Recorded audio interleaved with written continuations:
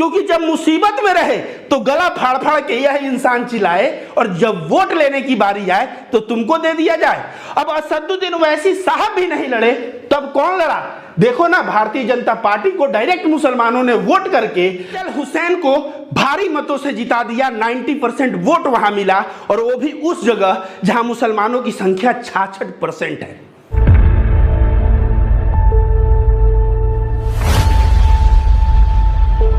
दोस्तों नमस्कार, मेरा नाम रविकांत भारती है। जरा सोचिए क्या होगा जब भारतीय जनता पार्टी को मुसलमान एक तरफा वोट करने लगे। ऐसे में बीजेपी को हिंदू और मुस्लिम दोनों का वोट मिलेगा तो बीजेपी तो 90% वोट पे पहुंच जाएगी और विपक्ष 10% वोट पे सिमटा रह जाएगा। वैसे असदुद्दीन ओवैसी साहब को लोग कहते हैं यह भारतीय जनता पार्टी के बी टीम है, बी टीम कह के असदुद्दीन ओवैसी को लोग कोसते हैं। लेकिन आप अंदाजा लगाइए, एक ऐसा सीट है जहां पे 66% मुसलमान थे, 66%, मात्र 34% हिंदू थे, और वहां चुनाव हुआ और चुनाव में 90% वोट भारतीय जनता पार्टी को मिली और 10% में विपक्ष को मिला। आपको सुन के आश्चर्य होगा, यह चुनाव हुआ है त्रिपुरा में। तो जगह का नाम है बोक्सा नगर, और वहां पे भारतीय जनता पार्टी का कैंडिडेट जिनका नाम है तफजल हुसैन, यह जीते हैं 30,237 वोट से, और कुल वोट इनको मिला है 34,146। 90% वोट इनको मिला है। देखिए, क्योंकि यहां जो कैंडिडेट लूज किया है वह सीपीएम का है और अंतर होता है 19-20 का, लेकिन अंतर देखिए, भारतीय जनता पार्टी का कैंडिडेट को 34,000 वोट मिला है और इनको महज 3,900 वोट मिला है। आप सोच सकते हैं, कहीं भी चुनाव होता है, बीजेपी सपा में होता है तो सपा जो है पाता है 40,000 तो बीजेपी पाता है 50,000। 10,000 का अंतर समझ में आता है, 2-4 हजार का अंतर समझ में आता है, लेकिन ऐसा अंतर कि 66% मुसलमान हैं और सारा वोट चला गया भारतीय जनता पार्टी को, सिर्फ 10% वोट जो है विपक्ष का party communist party of India CPIM को मिला है। और देखिए, यहां पे मोहम्मद सलीम लड़े थे इंडिपेंडेंट, इनको मात्र 181 वोट, रतन हुसैन को मात्र 144 वोट और नोटा को 434 वोट मिला है। मतलब आप समझिए कि वहां के मुसलमान क्या पागल हो गए थे कि भारतीय जनता पार्टी को वोट किए। वहां पे तो असदुद्दीन ओवैसी साहब भी नहीं लड़े। अगर यह लड़ते तब होता कि भाई यह लड़के भारतीय जनता पार्टी की दलाली कर दिए, बी टीम बन गए और इस तरह से विपक्ष को हरा दिए। लेकिन असदुद्दीन ओवैसी साहब भी वहां नहीं लड़वाए अपने कैंडिडेट को। फिर भी आखिर मुसलमानों को क्या हो गया था वहां के, क्या वे पागल हो गए थे जो इस तरह से बीजेपी को वोट किए? तो आपको बता दें दोस्तों, वे लोग पागल नहीं हुए थे।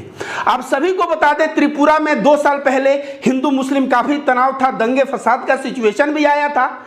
इस बार त्रिपुरा में बीजेपी की सरकार बनी और जब उपचुनाव हुआ तो उपचुनाव में वहां के मुस्लिम क्यों बीजेपी को वोट दिए?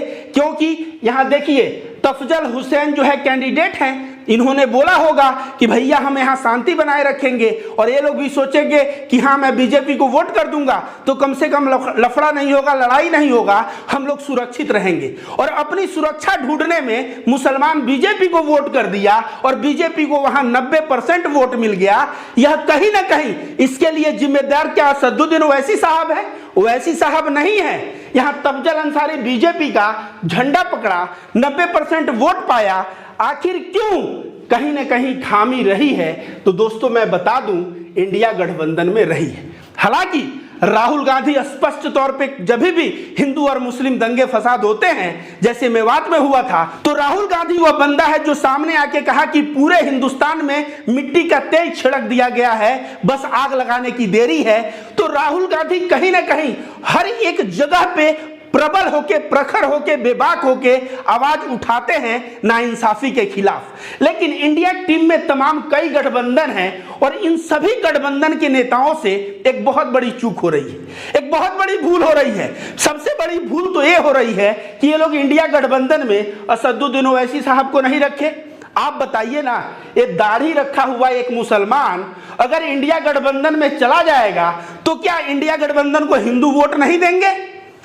आप ही बताइए। अगर ऐसा है तो बताइए, महात्मा गांधी मौलाना अबुल कलाम आजाद को लेके क्यों घूमते थे? दाढ़ी वाले को ही हमेशा साथ में लेके घूमते थे, वो पागल थे?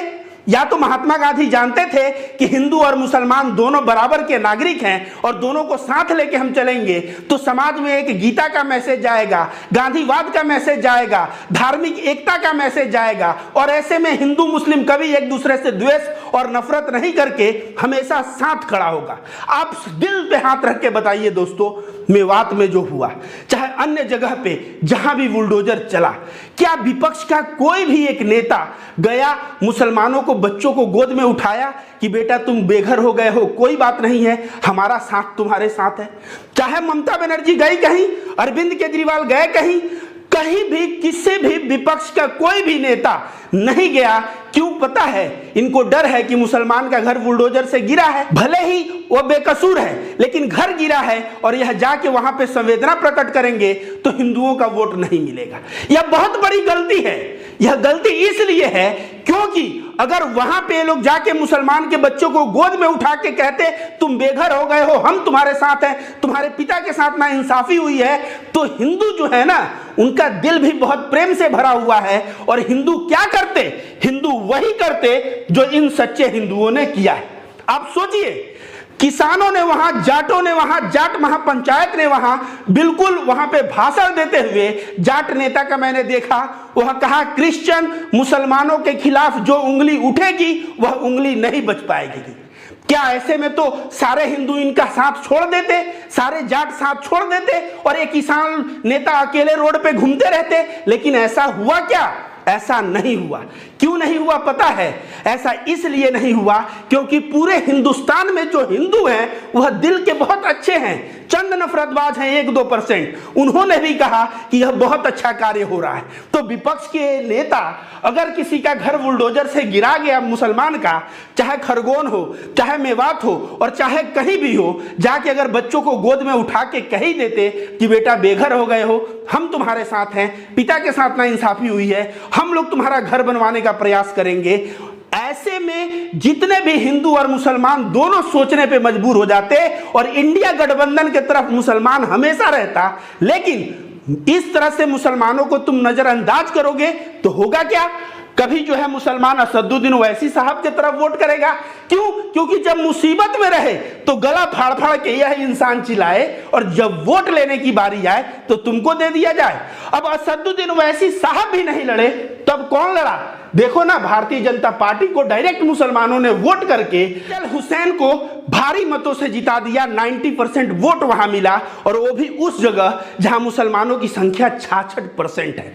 तो दोस्तों मैं बता दूं कि तफजल अंसारी जो बीजेपी के कैंडिडेट थे, कहीं ना कहीं वहां 66% मुसलमानों का आशीर्वाद भी मिला और जिसके वजह से ये जीत के आए। यह एक बड़ी सबक है इंडिया गठबंधन के लिए। अगर तुम मुसलमानों के बुरे वक्त पे आवाज नहीं उठाओगे, उनको ये महसूस नहीं करवाओगे कि वह बुरे वक्त में रहेंगे तो कोई उनके साथ है, और अगर ऐसे में वे सुरक्षित महसूस नहीं हुए तो कहीं ना कहीं भारतीय जनता पार्टी के तरफ जो है वह शिफ्ट हो सकते हैं। ये आज नहीं होगा तो 10 साल बाद होगा। यह रविकांत भारती का अनाउंसमेंट विपक्ष वालों एकदम दिमाग में बैठा लो।